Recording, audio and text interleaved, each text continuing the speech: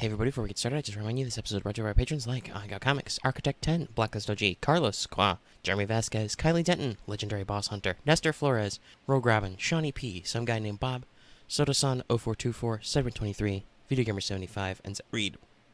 If you like what we do and want to see us do more, consider supporting us on Patreon. You can get access to episodes early and lots of other goodies, and it really helps us out. Thank you for your support, everybody. Hello everyone, welcome back to the channel. It is time once again to talk about Star Wars Legion by Fantasy Flight Games. I was a little more announcery than I usually do. Hi. I immediately am going to drop my announcer voice for my slightly nasally voice, because I'm slightly nasally today, like I always am whenever I record a video. I swear, there are days when I feel fine. I just never record on them. Anyway, hi. As totally predicted last week, but completely forgotten by me until literally today, thanks me, we got the BX Commando Droid preview. It's cool. Got some great art out of it. Got some great art, got some great figures. BX is really interesting.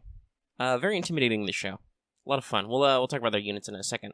Though, as usual, FFG once again continues to not show off the spreads in this setup. So, I guess we've seen all the upgrades. Hold on, I'm going to cough off mic. Sorry about that. Yeah, and if you want to see BX Droids in action, check out some episodes of our Clone Wars AP to plug that mercilessly. They're a lot of fun. They showed up in the front half of our current episodes, and I'm sure they'll be back later because they're great fun to deal with the player characters. All right, let's move into the actual unit card now. Let's talk about the thing you're here to see. All right, let's try not to make this take 30 minutes, okay? Alrighty. So, the BX series Commando Droids. They also come with a strike team, much like the ARC video, which if you haven't checked out, you should. It's on the channel.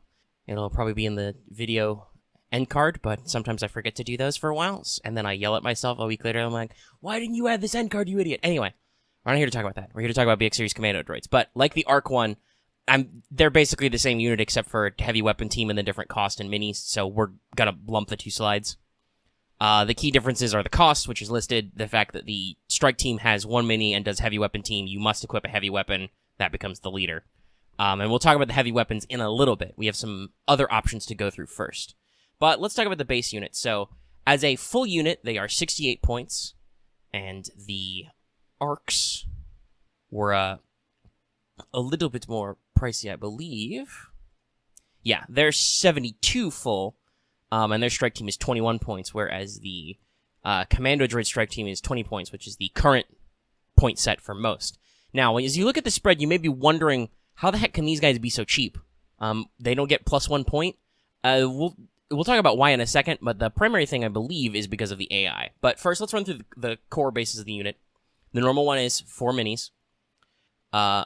For this, you get 1 wound, 2 courage. Pretty typical for Special Forces. You get red defense. This is the advantage the Republic Special Forces have over the original gen, is they have red defenses. And they have surge hit. No defensive surges. Speed 2, pretty typical. And they're going to get a lot of action out of that speed 2 because they do have scale, which I should actually double check, because scale does like 5 different things. I'm kidding, but it's big. Let's actually make sure I remember all of what scale does.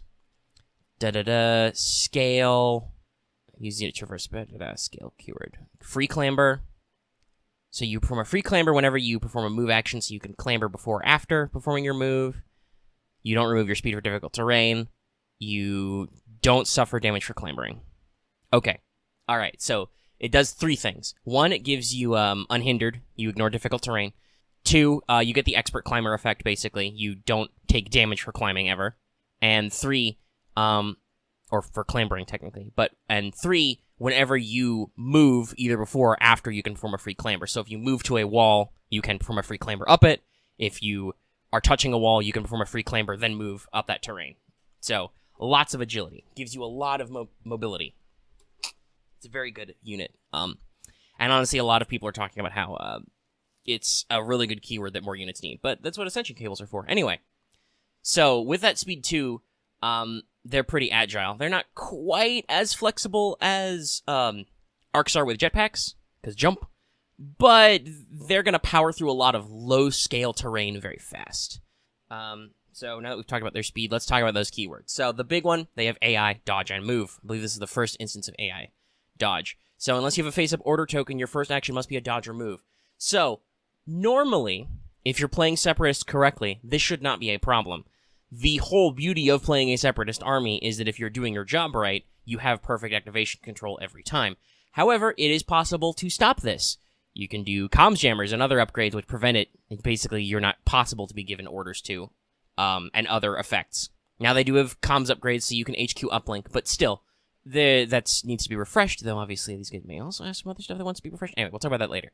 But there is some counterplay here, and especially if these guys are annoying, you're going to see more of it. So, theoretically, if you're doing your job right, AI is not a problem. But it is something to remember, and as I think why these guys are so cheap, if you do not maintain your perfect order control, if you fuck up and let them go too far out, if you accidentally send your BX Commando Droids plummeting into an enemy with comms jammers, or just any old thing that prevents you from getting orders, they break the chain or whatever, then you have a slight problem in that you either have to move or dodge. Now, with one of our upgrades, that move part, that's not a problem, and you get to pick which one. But if you want to stay still, like if you're playing snipers, then you have to waste an action dodging, and instead of aiming, which is probably the thing you want to do because you don't want to displace. And these guys don't get tactical like ARC troopers. So you can give them offensive push, obviously, but I don't know if you want to. We'll talk about that in a little bit when we talk about their upgrade slots. But that is another thing to remember. If you're playing strike teams, those guys usually hunker in the back because they're range 1 to 5. Now, obviously, as Commando Droids, you can scooch them around a little bit, and we'll talk about some more of their keywords in a second, but I just want to get all the AI discussion out of the way while we're on it. But if they're way in the back, and it's possible that you've used up your HQ uplink or whatever, you probably don't have deflector shields on them, though you might, I don't know. You might run into a situation, like I said, where you are forced because they're far away, so depending on what you're doing, it's something to be aware of, but not a critical thing. But it is, I think, what keeps these guys quote-unquote cheap. Though 68 points isn't super cheap either. It's decent, though. They get impervious, so they have the chance to roll more red dice when targeted by Pierce. They have scale, which we discussed earlier. They have Scout 3. That means when they scout, they move even faster than they do when not scout, which is crazy good, especially since I believe you can scale when scouting. So they can get all over the place. Terrifying agility. And then they only have Sharpshooter 1, but still, 1 Sharpshooter. By the way, I've seen a lot of people calling for maybe there should be 3 levels of cover. I wouldn't be opposed, though that means that they're going to end up printing future units with Sharpshooter 3. I don't know. I don't even know how you'd get cover 3 either. There's at least some logic behind what gives what cover. But yeah, they get Sharpshooter 1. That pretty makes sense for snipers and marksmen. They can move through some stuff. All in all, a pretty standard first Special Forces package. Much like ARC Troopers, the Republic option, these guys have that impervious and red dice, so they're a little tankier. They have a lot of mobility, but that's counteracted by the fact that they have that AI, so if you overextend them, or underextend them if they're way in the back, you may accidentally fuck yourself over. Upgrades, obviously they have a heavy weapon slot, they have a training slot, they have a comm slot, they have an armament slot, and they have a grenade slot, which I've just realized is not in the current version of the notes. Don't worry, I'll fix that by the time this goes to the video. I think it's because I had to look up what the fuck armament is called again. But yeah, so we'll talk about their armament and their heavy weapon upgrades later. Those are both separate slides. They have 2 options for each. Fun. We do know that they come with situational awareness, which gives them the ability to, they give them outmaneuver. They can dodge crits. So, I gotta be honest, I don't know if that works for these guys. It kind of does, because they, like I said, you might want to capitalize on that AI dodge and just be like, whatever. Honestly, what you probably want for them is offensive push to give them tac 1. Or, let's see, what's another good one? Well, they got a sniper, so Hunter is always pretty good. It's the most expensive tied with endurance, but Hunter is pretty solid. If you're attacking a wounded trooper unit, you gain an aim token. And they want aim tokens for their snipers. So snipers with Hunter is probably pretty good. Other than that, I'd say default to offensive push or Overwatch, just because they do have range 1 to 3 weapons. And I like I said, I don't think that situational awareness is necessarily the best fit on them, but you could justify it. You could try. They have impervious, though, so Pierce is really the thing they're going after. The crits is kind of, Are they actually even going to dodge? I don't know. You might with some of the options they can do, but I think that the aim tokens, either from Hunter or offensive push, will probably be of more value to these guys. Especially considering, spoiler, their weapon is wipe dice, though they do have surge hit. So that's trainings, comms. I think the obvious one is, HQ uplink, right? That's probably the default these days. Even though it's 10 points, you just issue an order to yourself. It's pretty critical to keeping AI off your back. But I mean, long-range comlinks could be useful. They're only 5 points, and they do mean that you can move your orders around even if they're far away. I would not necessarily recommend comms jammer, but though you could certainly use these guys as a vanguard force and just slam them into your opponent and fuck them over. That might be scary in mirror matches. And I would not probably go with comms relay, right? You don't want to take an order off these guys, but linked, integrated comms antenna. Sorry, not linked targeting array. Wrong name. I always get those confused. I don't know why. It's because they're the ones with limits. But integrated comms array could also be a cheaper alternative to HQ or long range, depending on what you're doing. Gives you some expanded range, but HQ would definitely be the default. And for grenades, again, especially with their dice pool, I'm going to recommend frags. That gives you that surge crit and those red dice. And these guys are pretty mobile. You can probably scooch them up into range 1 pretty easily and cause some slam jams. However, they also have, no impact, so impact grenades can be a powerful secondary if you are actually expecting to fight armor. You could just take B5s with rocket launchers, but, short of that or glow-batting people, you don't have a lot of armor options. And with their agility, it can certainly be easy to sneak these guys into a vulnerable side flank or rear to actually cause some harm. But yeah, that's my primary thoughts on grenades. We'll talk about armaments and heavy weapons, like I said, later. So for their default weapons, you've got just a single black die unarmed, and for ranged, I mentioned here earlier, they have Commando E5 rifles, so their E5 rifles are slightly cooler, but basically they're range 1 to 3, they're 2 white.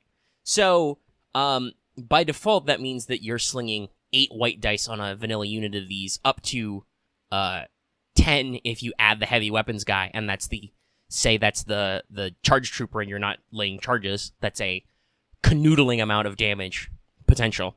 And why you're probably going to want aim tokens to reroll some of those, because white dice are swingy.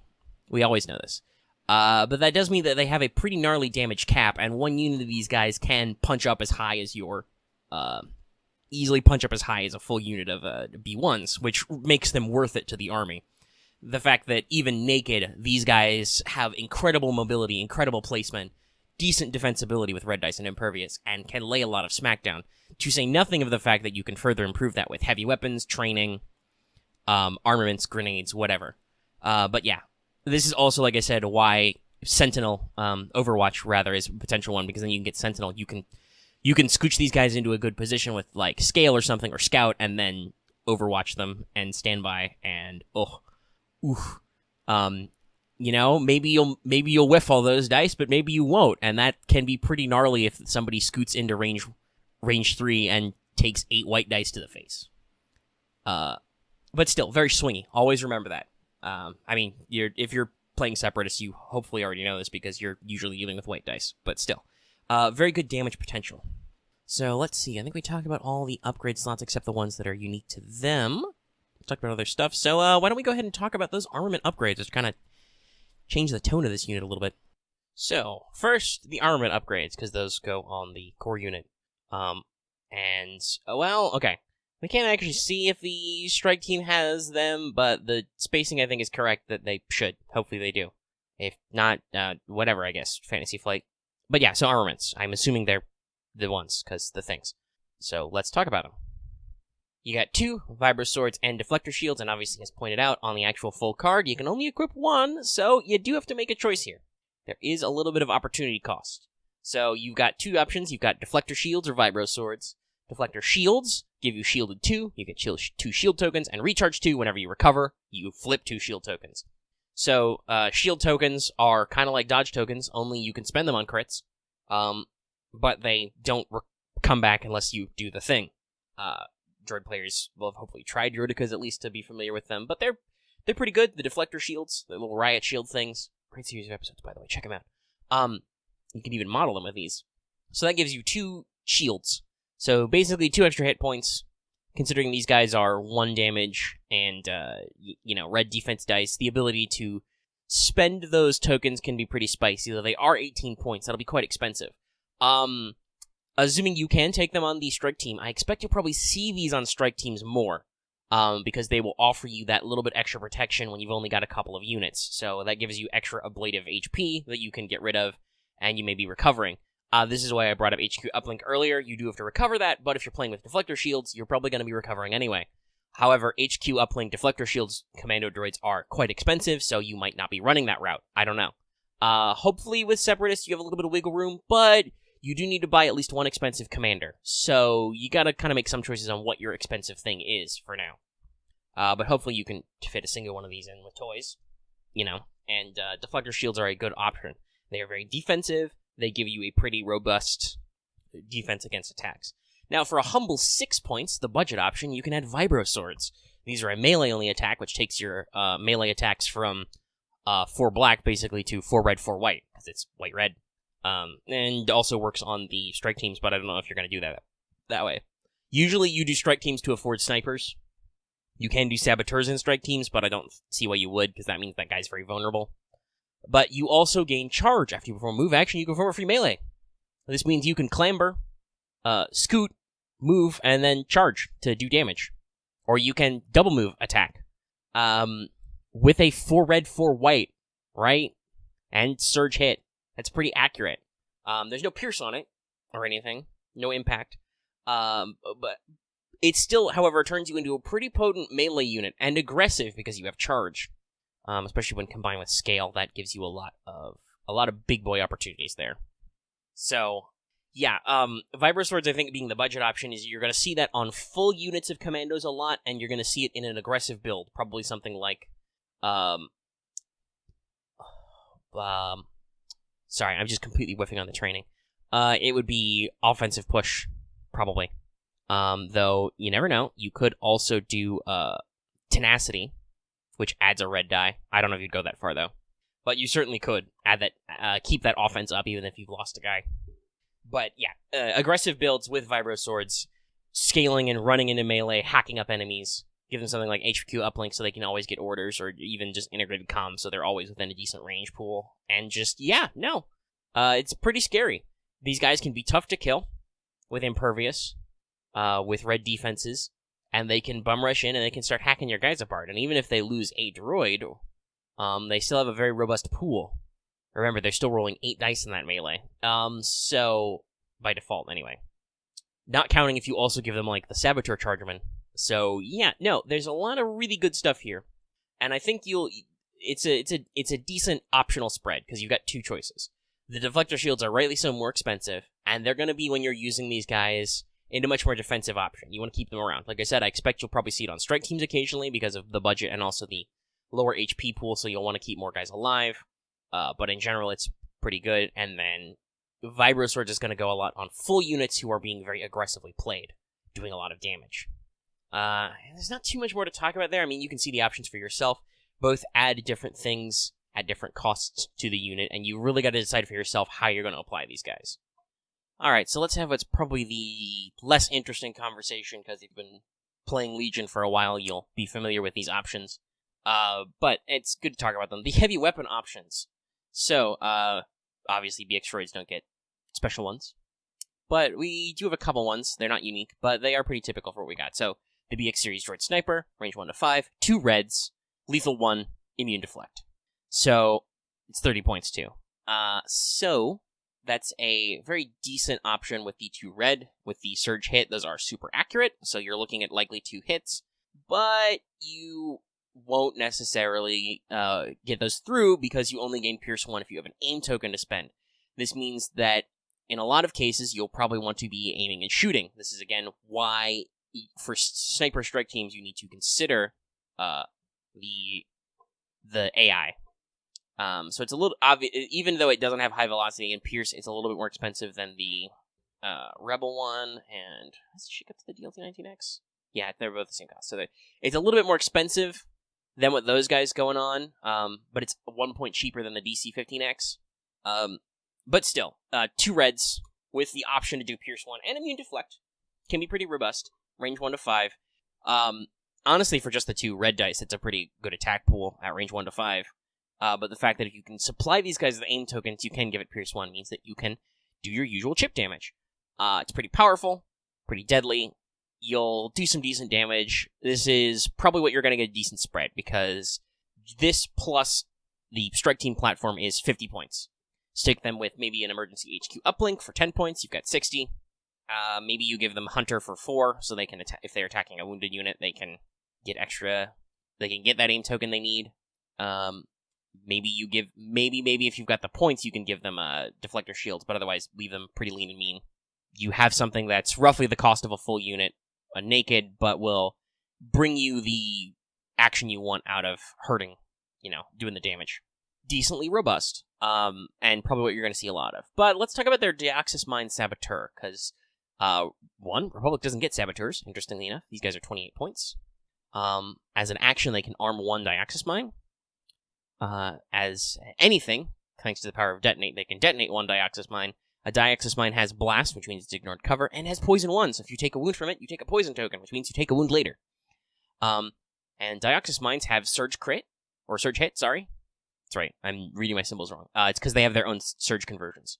It's an area attack, so everybody in a range 1 takes it, and it is black, white, white. So, honestly, black, white, white, not the most accurate, but that is potentially free damage to everybody in the zone. It ignores cover. It does have its own Surge conversions. So, that black dice will be fairly accurate. You'll have an opportunity to get in there if they don't roll anything. And obviously, at least for the poison, you don't have to worry about that for your own units. Droid troopers are immune to poison.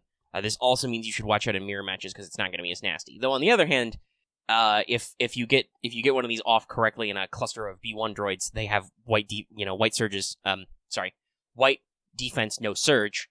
So it's entirely possible that if you actually roll some hits, you'll just blow up half of them with the explosion. So, sorry, took a cleansing breath there. This is an interesting option. Poison is very nasty. Poison is very nasty against units that have good defense and have a premium, like clones. Though a lot of Imperial units are also pretty tough. They'll take poison poorly. If you poison a naked rebel trooper and it's not the last guy, that's not necessarily going to make a huge impact. So let me compare. It's a little bit more expensive than Proton Charges, though the Proton Charge guy, by the way, has Impact 1 and Blast, and Red, White, White with Surge Crit. And what's the Sonic Charge guy do again? You almost never see that guy. Suppressive with Surge Crit, and he's Red, Black. Spicy, and 1 point cheaper. I expect the 2 extra points is because you're adding a BX mini. So, yeah, you've got a higher damage, you got a decent damage cap at 3, but you are black, white, white. You're going to get a lot of your extra damage if you can actually inflict a wound with the Poison 1. So you got to be careful about that. Will droids do it? Of course, Separatists love war crimes. They're going to do it. I know you guys run your locked dirds, Deoxys mines. But you have to be, like I said, you got to be careful. It's a little bit more expensive. So, I'm trying to think. Compared to, say, Impact and Suppress, Poison is probably better than Impact 1. Especially because these guys have grenade slots, so you could have, Impact 4 or 5 if you really wanted. At the very least, a strike team would be Impact 2. Not that you'd ever waste it that way. And also, I gotta be honest, you probably don't take Saboteurs with strike teams. You want to make sure the Saboteur guy lives, and having only 2 wounds, even if it's behind Impervious, and even if it's behind two Surge tokens, not really great. It's a little flimsy to actually use them effectively, because if you want to return on your investment, you want to be setting a lot of mines. But, you could get, Impact 5, and it's not necessarily worth it to this unit. But Suppressive, and it is technically, I believe areas are technically ranged attacks because they are not melee, so that's, extra suppression tokens. That's pretty good. Obviously, that is a lower damage cap, but is red-black, so it's got a pretty decent, especially with Blast, pretty decent chance of hurting them. But Poison is pretty good. You're going to have to work it in your strategy. Some people live and die by Saboteurs. It takes a special skill. And I guess we'll just have to see if some Separatist players develop their own plays with the Deoxys mines. Inherently, I don't think they're necessarily worse or better than any of the other options for Saboteurs, but they are the only option for Saboteurs detonations you got, other than some of Cad Bane's tricks. This does mean you could run a Cad Bane Commando Droid, kind of shenanigans, throw a lot of bombs out. Will that win you games? I don't know, but the poison effect can definitely hurt the enemy, and like I said, there are some types of units who are very, very against poison because it means that they can just lose units without saves. If you can get one through, you can cause a pretty big pain. and really hurt him. You know, a lot of special forces don't like it, so it can be good to some counterplay. But like I said, I don't know. We'll have to see how people think. Poison is one of those things it's a situational move. Honestly, all the saboteurs are. Like I said, they have a combination of, they all have blast, but they all have different combinations of impact, suppressive, etc. So we'll have to see what Separatist players end up doing when these guys are fully out, since we've got all the deets now. Okie dokie, and that's all we have in the BX Commando Droid preview. We also got word that they're going to contain droid poppers and situational awareness, neither of which I think overtly combo with them, but hey, if you're going to fight mirror matches, droid poppers might be worth it. They're cheap. Anyway, in the effort of making this video not take half an hour, it's perfectly fine. We're only 25 minutes right now, I believe. But yeah, let's power through the end. There's not much to talk about there. And I believe that's everything in the pack, and if it's not, who knows? Like ARC Troopers, these guys are supposed to come out on the 28th. We'll see how well that works out, and we'll see how well that actually sticks through. Padme and Cad Bane are actually supposed to be out. I don't know how physical supplies are doing out in the wild, but they're supposed to be. I think the other two watch out for is that I believe that it should be previews for Clan Ren and Inferno Squad next. Maybe?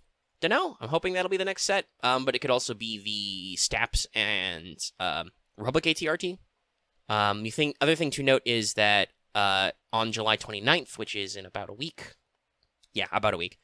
FFG will be doing their in-flight report from Twitch, because there's no Gen Con this year. And in August,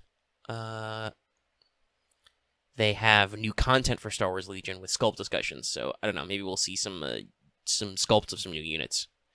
But I'm expecting we'll probably get some leaks addressed and some new announcements in the in-flight report. I'm sure I'll do a video on all that. They're talking about future streams, on FFG will involve X-Wing and Armada stuff, too. They've got unannounced products. So, I'm sure they'll hit us up with all that, so I'll be sure to talk about that once it's out. And I'll do a big video summarizing that, like I usually do in the Doobly Doo. So that's all the news. Let's go ahead and get out of here. Don't forget to check out our Clone Wars APs. They exist. They're really cool. There's like 33 of them, but they're only like 2 to 3 hours long. You should watch them. That's also a Fantasy Flight product, and I use a lot of Legion art for thumbnails and stuff. Anyway, check them out, or you'll make me and Lucky sad. But yeah, I'll see you next time. And we'll see whatever video form that is. It'll probably be the in-flight report, but you never know. I gotta be honest, FFG's never been super consistent about when they post stuff. Like, they keep moving them all around to whatever suits them. They could do, like, a Monday reveal or a Monday or a Tuesday preview. Who flippin' knows anymore? Anyway, I'm trying to end the video. So, hey, be sure to like this video if you liked it. If you have any comments, leave them in the comment section down below. You can also hit us up on our Discord. That link is in the description and on our channel page, as always. Also, if you're new here and haven't already, please subscribe to our channel so you always get our latest Legion videos and lots of other content we put out about stuff. We have multiple content avenues. Check them out. You can also make sure to hit that bell for notifications so you always know when we post a new video. And like it says at the front of the show, consider supporting us on Patreon. You could have gotten this episode early, and it really helps us out. Yeah, that's it. Okay, cool. See you next week for the in-flight report, I guess. Bye, everybody. Bye.